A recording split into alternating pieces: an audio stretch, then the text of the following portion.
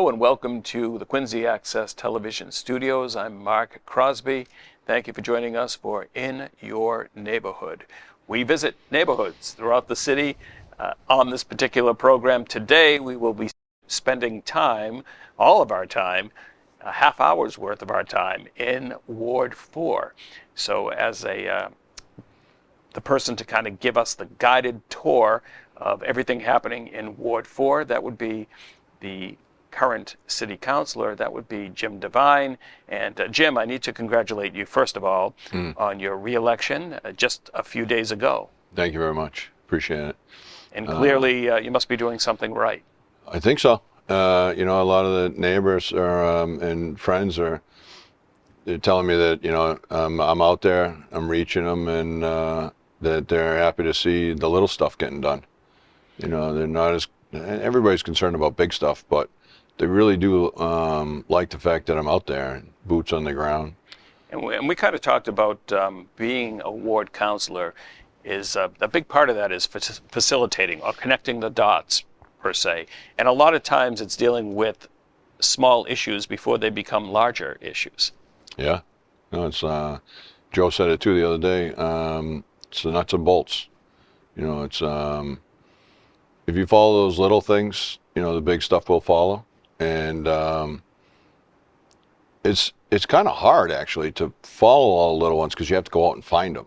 And the little problems they don't get. There's not as many people squeaking about it. So you have to get out there. You have to get into the neighborhood to find it. And that's one reason why I go out and I do some of these small things where, like, some people see me out mowing part of the lawn on Center Street or leaf blowing on the Brewer's Corner. Which we'll get to in a second. Sure. And but doing all these little things, some people say, you don't have to do that. The city does this, or, even some of the DPW, like the superintendent down in the DPW, Larry Prendeville, he said, Jimmy, no, we'll do that. You don't have to do that. I'm like, no, Larry, I want to, because while I'm doing it, I'm meeting people. I stop the lawnmower and I'm talking to somebody, and I hear what's going on that side of the street.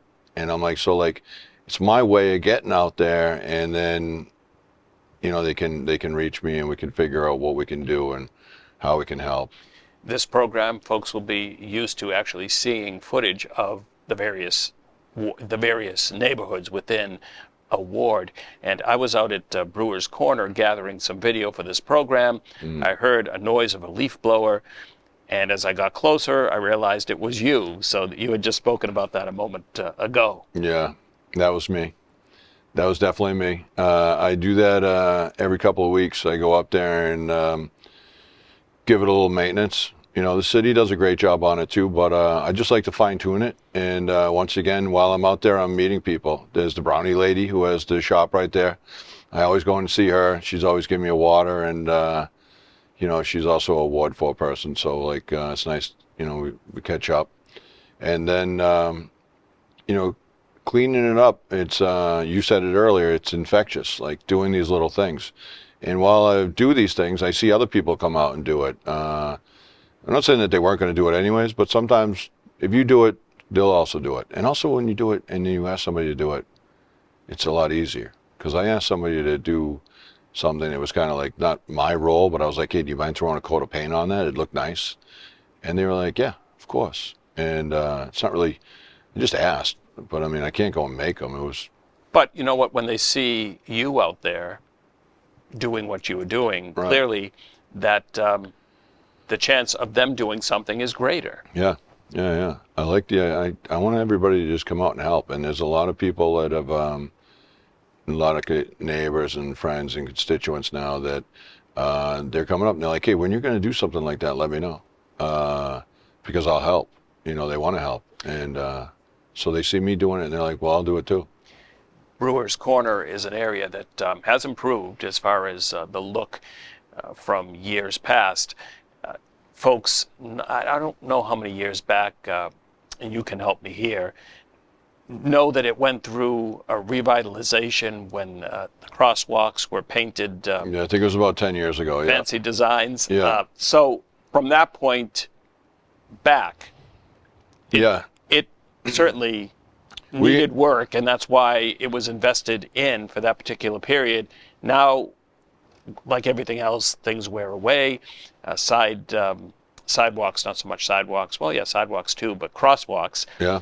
end up The disappearing. stencil, yeah, the Right. stencil wore away. So that's going to be We already- revitalized yet again. Yeah, so the city came up and grinded it all down. So because the part that didn't wear away was still there, so they ground it all down to get it off, and then they repainted it with just the regular old stripes, the candy stripes or whatever it is, and it's traditional ones, and it looks great. They went up there and they power washed it. They've done a lot of little things. They moved a trash can that was a nuisance. They only moved it 20 feet, but it's no longer being abused. It was being abused from an apartment building that was close to it. And it was being abused because it was hidden. Right. It was hidden behind cars in a tree. And there was mention about taking it out. And we're like, no, just move it 20 feet around the corner where it's a high visible area. And it's been doing pretty well. We haven't had any issues. I do remember I'm going to call it Sterling, but it is Southwest Yeah. Middle School. And I do remember going through that area. I do remember the Globe pinball machine company. Do you remember that? No. I don't. Right now it's on the corner, so I believe it's a restaurant at this point. Oh, that'd be Granite Cafe. Right. Right, yeah. They have a great omelet there. It's called the Irish omelet, full Irish omelet. If you're lazy, it's basically an Irish breakfast, but all chopped up for you in an omelet, so you don't have to chew as much. So I should forego lunch at home and come here, go to Ward 4 for breakfast, Yeah. and then come to Yeah. the studio. That's a good plug. Let's talk about not going too far from Brewer's Corner, actually in that same general area, Shea Park, and some improvements. First of all, it looks great there. There's a monument of a granite worker, which is so close to the city of Quincy, that industry. So there are plantings, there are benches there. There Yeah. is actually a project that is slated for the future that Yeah. will involve students. It will. It's going to be the first graders from Lincoln Hancock will come down. They'll plant daffodils and in the fall, and then they can come down and see them bloom in the spring. And that way they'll be connected. Fast forward to when they're 15 years old and they see these daffodils blooming there, and they'll feel connected. And so I adopted the flower beds on the island, not the island itself. The city does a great job also of taking care of the island, but I just took over the shrubs, not the shrubs, the flower beds. So when we do that, it's going to be great. And also a person just moved in also to one of those senior houses around the corner, and she was saying that one thing she misses from her house was that she had a garden, and she loved the garden. She just therapy being in the garden. And I said, perfect. I'm like, I have about 30 rose bushes over on Shea Park, which is maybe 300 feet from the building. I'm like, if you'd like to, I need someone to help with those. And she's ecstatic about it. So this spring she'll be taking over and maintaining all the rose bushes. I think what it shows is pride in the community, which, again, to use a word that you used, that I used prior, infectious. It is. Right. No, it is very infectious. And when people see it happening, it works. The other day, a person couldn't see, an elderly person, a neighbor just bought the house, absentee landlord. He wasn't cutting the hedges.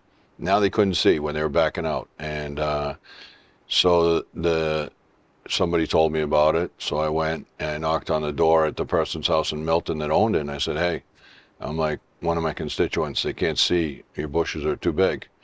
You mind if I cut them? And he said, no, you can cut them. So I went over there, I grabbed my hedge clippers, I started clipping it away.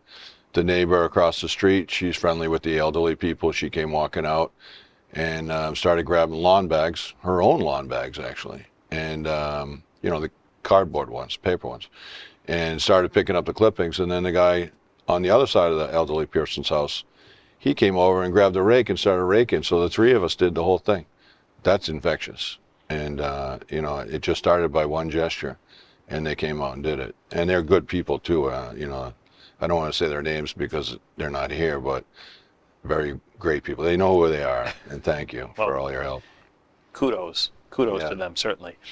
Let's talk about beautification. I'll continue with that and talk about Arthur at Nelson Street and a beautification project that looks like it's on the horizon there. Yeah, that's going to be just at the bottom of Nelson on the left-hand side. There's a concrete wall that had been previously painted with Citgo sign and Boston Commons. You can barely tell, but it was. And the wall is getting dilapidated. So I asked the owner of the wall, I said, would you mind if we cleaned it up and repainted it? And he said, absolutely. And I said, we're going to pick three scenes from Ward 4, and we're going to go to the art department at Sterling, Southwest, but my kids call it Sterling. I appreciate the Sterling reference there. And we're going to pick the three scenes. We're going to let the students paint, draw, however they want to do it. They can draw it, and we'll pick three winners, and the three winners, we're going to transform them onto the wall. And that, once again, we're now connecting the community to them. Pride in the community. Yeah. Let's talk a little bit about another area that is, I suppose, seeing some work and seeing some, in this case, construction. That would be the old Lowe's home improvement store site. The MBTA purchased that property for a bus depot. Yeah. Yeah, it's a big field right now with no lights. Some of the neighbors aren't feeling so safe because it's kind of open. We were talking about most people are worried about more traffic, less traffic, but with no traffic over there from the old Lowe's, they're not feeling as safe because now you're very far away from any houses or people. And it's getting dark over there because it's under construction, so there's no lights, no street lights, no parking lot lights. But we'll get there. There's people working there now. I think it's Suffolk. I think I saw a sign over there for it. And they're hopefully it gets up and running and should be good. And there is a park right next to the site that actually has a walkway or has access to the T. Yeah, that's at the end of Columbia Road there. And it's a World War II park, I think. But yeah, no, that's an area we want. People should be walking and using that way, especially when the T does finish the building, so that people from Center Street and that area coming down, it's a lot safer to cross there in front of Deco than it is to be using the Home Depot crossing area. It's very dangerous there. So we'd like to encourage people to go down that way, and it's nicer. They're on the actual path. It's concrete and it's maintained, and there's lights there, so it's good. A lot of dog walkers down there. Well, there was a dog walker in the video that I was able to shoot that day that I was spending time there. As we're talking about pedestrian safety, let's talk about some improvements. I think we'll look at Adams Street and an improvement to a light there. At Adams Street by Campbell, there's there was a blinking pedestrian light there. The old ones that we had, there was problems with them, so we had to take it down, and they put up a new one. But I was very impressed with the city because it was in front of a telephone pole, but they basically removed the sign and put it on the telephone pole and the blinking light on the pole too, so that it wasn't obstructed. And they wired it very nicely, and they did a professional job. And I've seen other towns and cities, and they would have just left it in front of the pole and you can't even see it. It's like, I'm happy with that, and because those are the little things that we've been working with the traffic department, the DPW, the parks department. By being involved with them, you can help, and they do a great job. And when you ask for something, they're very fast to get it done. And I think you and I also discussed in previous episodes or previous interviews the flashing beacons that are also now popping up throughout the city in the various wards. An added safety for pedestrians crossing, and I think there's some slated for your area as well. Yeah, We're going to try and we need to get another one over at the bottom of I think it's Forbes Road, because at the top of O'Connell, there's a lot of people crossing there to go up to the park, and there's also the golf course, the Furnace Brook Golf Course. That'll be good for sledding, actually. If that new clubhouse comes, parents are going to love it because there's actually going to be a covered porch, so they'll be able to hang out there and their kids will be sledding. I'm sure they'd probably have the clubhouse open too, and then you'd be able to have a couple of hot chocolates. Nice. Maybe. I used to go sledding there. I Yeah. remember the days. I grew up in South Quincy, again, Yeah. going to Sterling, Southwest Middle School, and spending some winters on the golf course there sledding down. Absolutely. Yeah. And then there's also at Reardon Street, we're trying to get one in with the state, because that crosses over by the new Furnace Brook project, that people cross from Common Street, that whole area. There's a neighborhood there, Harris and Reardon, and it's a dangerous spot because at that point in Furnace Brook, it's pretty straight. People are kind of not paying attention, and there's a crosswalk there, and there's people cross there to go walking in the cemetery, and they're either walking their dogs, or walking their children, or just walking. And as they start to walk, maybe one car will slow down to let them cross, and somebody's not paying attention, and they go around them, and these people are diving out of the way. It's so we've requested it. It's with the state. It takes a little bit longer to get done with the state. When it's done with the city, we're doing it ourselves, so we can call DigSafe and we get it done. With the state, we have to request it. It takes a little longer, but we'll get it. We'll get it done. And we'll talk about state-related. Actually, I guess we'll talk about state-related projects soon and a little later in this program. The Furnace Brook project, is that totally city, or was it state reliance there? Well, no, that was state money. Because Yeah. that's DCR. Yeah. No, I think there's certain parts of that are and aren't. That's a good one. I'm not sure. But that was state money. Saying federal, maybe federal. You asked me a hard question. What I do know is that it is done. It looks great, and it's working. We've had three big storms. It slows the water down. When it gets in there, it spreads out because we have it now tapered, so it will absorb a lot more water, and it puts a lot less pressure on the pipes further down by Bernazzani. O'Rourke has another pipe that connects with the Furnace Brook, which comes all the way from Milton. It actually starts over there, and it goes over by Plymouth Ave or Street. Mix those two up. One's in South and one's over there. And Dustin. So then it goes under the highway, and it comes across O'Rourke and like underground, and then it ties in there. Those two there's less pressure, so it's less flooding. Ulrich Road's protected, and then everybody all the way down to Blacks Creek should have a less pressure on their water. So it's good. And I know you know about flooding personally. It's affected you in the past. I do. When I moved here 19 years ago, my first year, we had like 2 feet of water in the basement, and I was like, what? And so crash course. So I've been paying attention to actually the mitigation program that we've been doing with Furnace Brook, and we have a lot more to do. There was talk of a pump house, but that was pre-COVID, and it's all changed. So it's going to cost us a lot more money, and we don't think it's going to work. It will work, but for the amount of money we would have to invest, we're trying to hold off and not waste our constituents' money.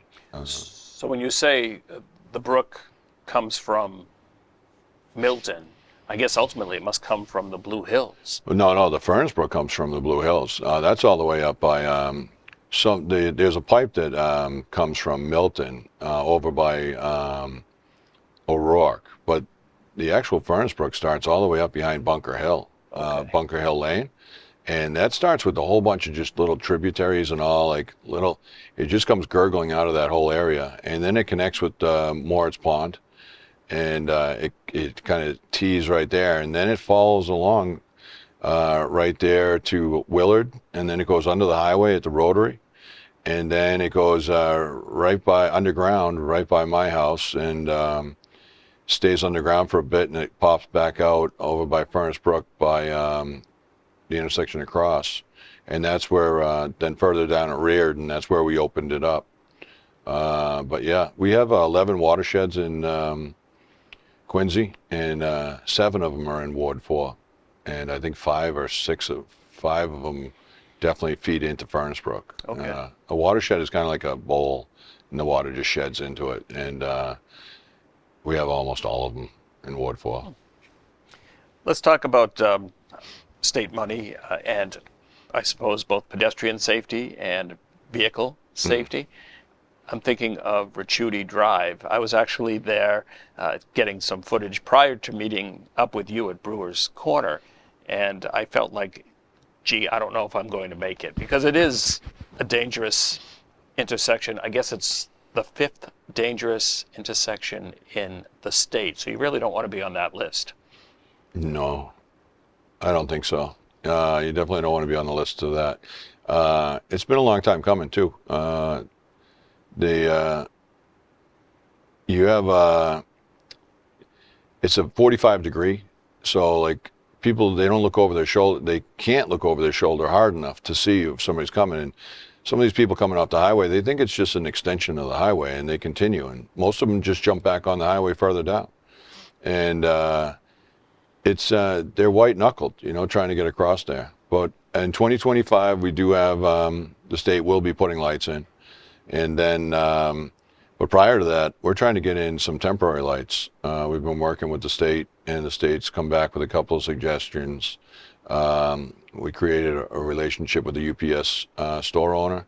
He's going to let us use some of his property for temporary, so we can get some lights up there. I want to get them up as soon as possible. I've been trying since I got in 9 months ago.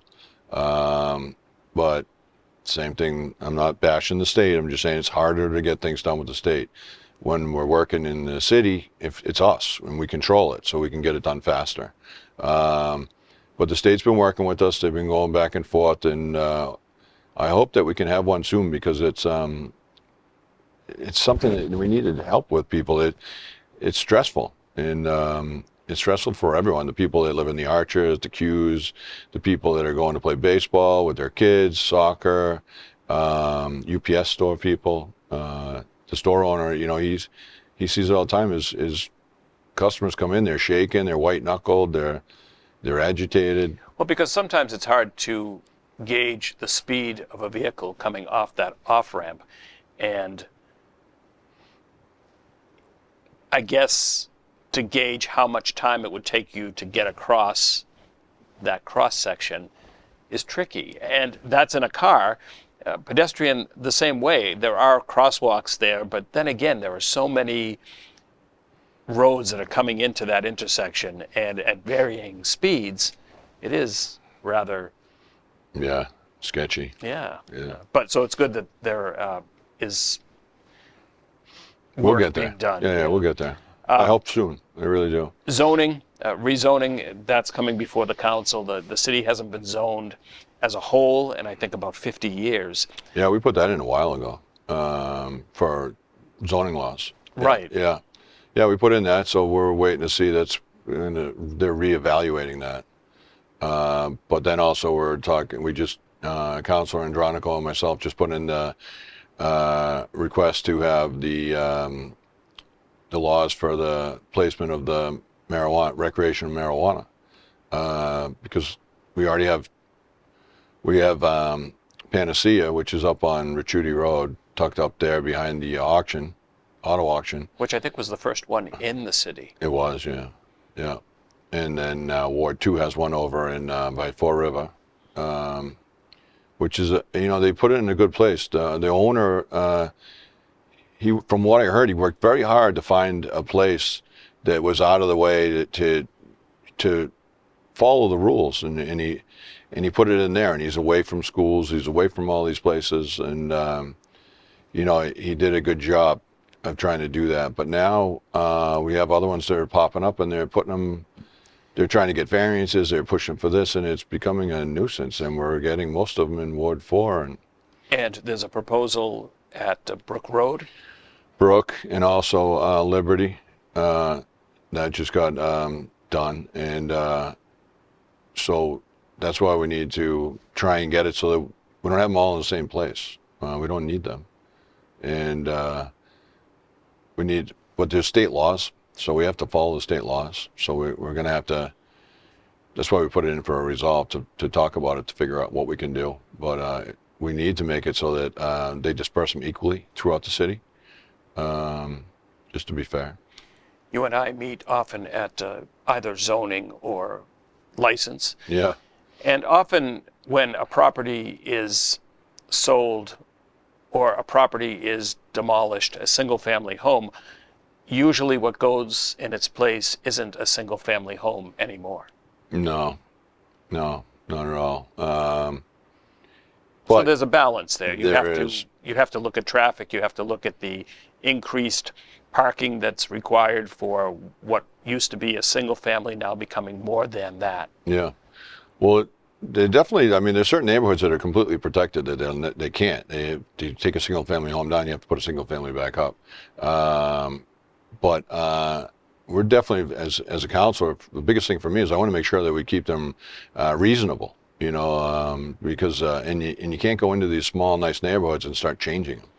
The transit-oriented development, which is going to go around the Quincy Adams T station, the state's making us change our zoning law, and if we don't, we're going to have to, we'll lose our state funding, and so now that's going to be a tough one. So And is that the area where the storage facility is, next to Home Depot or right around there? it'd be all that whole area, a quarter-mile radius is what they'll be looking for, and we have to give them a certain amount of acreage.